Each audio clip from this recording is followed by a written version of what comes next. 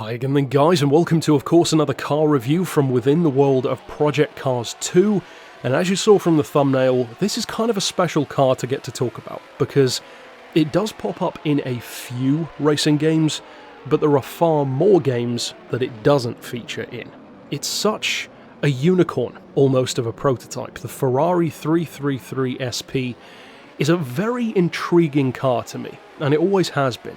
I remember the first time I actually experienced it in a racing game was in Forza Motorsport 2, the first Forza game I ever played, and when I came across this car, it blew my mind, because with the physics, in particular of that game, the way that this car performs, in particular through corners and the brakes, it was so insanely OP that even though it was actually one of the lesser powered and slower, prototype cars in a straight line, it didn't really matter, because on the twisty stuff, it left everything in the dust. It was so good, in fact, that as I sometimes like to say about certain cars, you could almost decide when you wanted to brake, or even if you wanted to brake for a corner.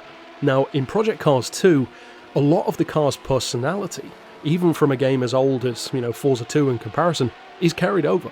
So that's cool to see. It's pretty consistent in terms of their interpretation of the car across different consoles, different games, and in different time periods. So that's cool to know. However, Project Cars 2 is a much more professional game than Forza 2, and you can tell. Of course, the physics are a little bit more uncanny in terms of the mishaps that can happen compared to real life, whereas Forza, Gran Turismo, they don't even tend to try that stuff. The cars are pretty consistent. In a game where you're having inconsistencies in physics and, tyres overheating and all that kind of stuff, well, a car like this becomes a little bit of a pain sometimes. In fact, I could fully see this car being either your favourite prototype in the game, or for some people, something that you would never ever want to use again. And the reason why is fairly simple. It's a Ferrari Formula car that happens to have an endurance prototype body. That is the way that you should think about this machine. It's a screaming, lightweight, underpowered on the straights, but phenomenal through corners. Everything sounds like a Formula car that I just described, but it's not. It's a sports endurance prototype in the LMP 900 class. And for all of the advantages that could give you, for instance, Formula 1 tech was used in cars like the Peugeot 905, and that won twice in the 24-hour Le Mans event, 92 and 93, so clearly it can be a winning formula. In some other cars, though, this one in particular, you can actually carry over almost some of the more challenging aspects of a Formula car, because they're amazingly good, of course, but they almost have to be pushed to the limit at all times to have even just enough grip to get the job done. That is kind of the case for me with this one. This car demands to be pushed as hard as you can, and if you let up even for a moment, it starts to get pretty twitchy. It's also fairly inconsistent when it comes to the handling. Now, the biggest advantage that this car has over all of the others on the grid, and you can even see it right at the start of this video where I absolutely flew up the grid even just after the first corner, is the brakes. And that is carried over directly from Forza 2 as well. It feels exactly the same in that regard, because it can outbrake virtually anything. And one of the reasons why is because it's not as quick. So when the car is going 10-20 miles an hour slower, well, of course you've got less speed to scrub off. And you can tell. The brakes are incredible, the weight is fairly low, I mean it's a prototype so they all are, but even the power isn't all that high. It's one of the least powerful endurance prototypes, in fact, with 605 horsepower. The straight line performance isn't that great. Top speed seems okay, 208, but in practice takes a little bit longer to get there as well, which compounds that issue.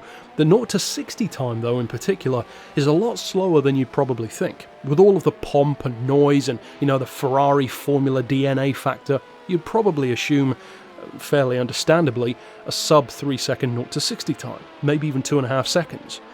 Well, it's not. In fact, it's nowhere near that. It's 3.4, which, in other words, is about the same as a Ferrari FF, the wagon, on the road, which is a nearly 2-ton production car, which is kind of nuts when you think about it that way. It's amazing how, from that point of view, performance has advanced. And of course, the FF has the advantage of all-wheel drive, but still, it's a 2-ton wagon, and it doesn't even have that much more power than this car. This one, though, is a cornering machine through and through. However, the fact that it can suddenly kind of become inconsistent is a little annoying. Now that can happen to a number of cars in this game. Technically it can happen to any car really, but you notice it more in these top tier endurance and formula cars. So when that does happen, the car tends to be very unforgiving. And that is where the crucial difference happens, because some cars become, susceptible to wear and overheating of tyres and all that kind of stuff, but you can kind of manage it in a certain way. Other ones let you know about it real fast, and this Ferrari is one of them. Once it starts to go, it will go, especially if you try to correct the handling, you'll just end up going the other way and going straight off the track.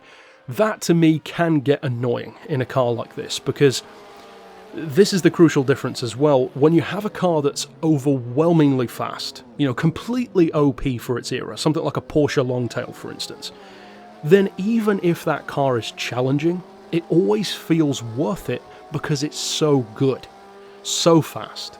If you have a car that's already at a disadvantage and then it's also kind of a diva, well then it starts to make you think, well hang on here, what am I actually working with this challenge for if the car's not even the best thing on the grid?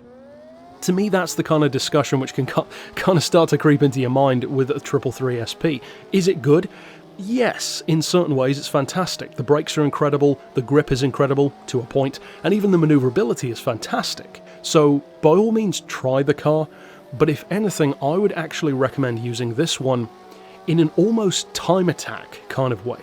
Use the Ferrari on short burst events where there's not a huge amount of laps, and try to use it on a technical circuit. Those are my thoughts on the 333 SP, and regardless of its drawbacks and positives, it's always a cool car to see in a game, because as far as prototypes go, it is something of a unicorn. Overall though, that's it for my thoughts on the Ferrari 333 SP. Of course, if you're new to the channel and want more Project Cars content, click here on screen to check out my other reviews as well, and if you want to check out me reviewing some real cars, click the other playlist. But until next time, I'll see you then, and for now, as always, thanks for watching.